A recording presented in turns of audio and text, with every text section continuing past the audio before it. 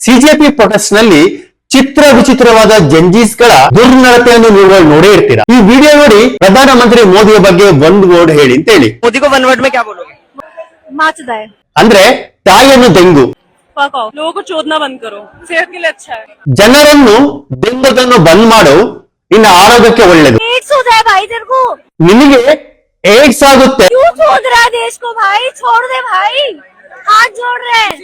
ದೇಶವನ್ನ ಯಾಕೆ ದೆಂಗ್ತಿದ್ಯಾ, ಬಿಟ್ಟು ಬಿಡು. शादी कर ले दोबारा, अपनी बीवी को चोदियो, देश को नहीं।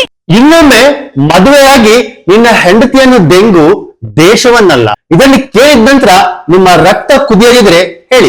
ಪ್ರೊಟೆಸ್ಟ್ ಹೆಸರಲ್ಲಿ ಪಿಕ್ನಿಕ್ ಮಾಡ್ಕೊಂಡು, ಸ್ಮೋಕಿಂಗ್ ಮಾಡ್ಕೊಂಡು, ಡ್ರಿಂಕ್ ಮಾಡ್ಕೊಂಡು, ಬಿರಿಯಾನಿ ತಿಂದು ಮಜಾ ಮಾಡ್ಕೊಂಡು ದೇಶದ ಪ್ರಧಾನಿಯವರ ಹೆಸರನ್ನು ನಿಮ್ಮ ಹೊಲಸು ಬಾಯಲ್ಲಿ ತೆಗೆಯಲು ಕೂಡ ಲಾಯಕ್ಕಿಲ್ಲ. ಎಜುಕೇಟೆಡ್ ಇವ್ರ ಸ್ಟೂಡೆಂಟ್ಸ್ ಗಳ ಇಂಥ ಎಜುಕೇಶನ್ ಇದ್ರೇನು ಇಲ್ದಿದ್ರೇನು. ಈತ ಮಾಡ್ತಿರುವ ಸೈನ್ ನೋಡಿ. ತನ್ನ ಗುಪ್ತಾಂಗವನ್ನು ಅಸಭ್ಯವಾಗಿ ತೋರಿಸಿ ಅಂಧಭಕ್ತರೇ ನಿಮ್ಮ ಜಗ ಇಲ್ಲ ಅಂತ ಹೇಳಿ ಮೋದಿಯ ಸಪೋರ್ಟರ್ಸ್ ಗಳಿಗೆ ಇಶಾರ ಮಾಡ್ತಾನೆ.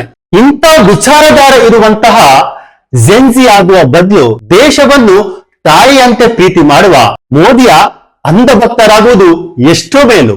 ಮುಂದೆ ನಮ್ಮ ದೇಶದಲ್ಲಿ ಇವರುಗಳಲ್ಲಿ ಒಬ್ರು ಪೊಲೀಸ್ ಆಗ್ಬೇಕು, ಸೋಲ್ಜರ್ಸ್ ಆಗ್ಬೇಕು, ಪಾಲಿಟಿಷಿಯನ್ಸ್ ಆಗ್ಬೇಕು, ಪ್ರಧಾನಮಂತ್ರಿ ಆಗ್ಬೇಕು. ಇವರಿಂದ ನಿಜವಾಗ್ಲೂ ಏನಾದ್ರೂ ಎಕ್ಸ್ಪೆಕ್ಟೇಷನ್ ಇದೆಯಾ? ಇಲ್ಲೊಬ್ಬ ಸೋಲ್ಜರ್ ಏನು ಹೇಳುತ್ತಾರೆ ಕೇಳಿ. जैन दोस्तों, मेरे एक दोस्त ने सीजेपी नाम की कोई पार्टी है उसको ज्वाइन किया था, जिससे मुझे कोई दिक्कत नहीं हुई थी। मेरे को क्या लेना देना यार, वो कोई सी भी पार्टी को ज्वाइन करे, वो मेरा दोस्त है, पुराना दोस्त है स्कूल टाइम का, बस उतना ही था। मैंने उसको बिल्कुल भी जज नहीं किया कि तू ये पार्टी ज्वाइन मत करे, ये करे, ये वो उसकी पर्सनल चॉइस है, मुझे उससे कोई खास लेना देना है नहीं।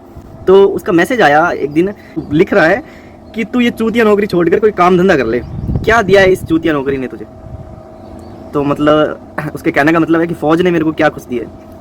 तो भाई पहले तो अपनी जबान को तू संभाल के बात कर, कि किसको क्या बात बोलनी है, थोड़ा सा सोच समझ के बोला कर, ठीक है?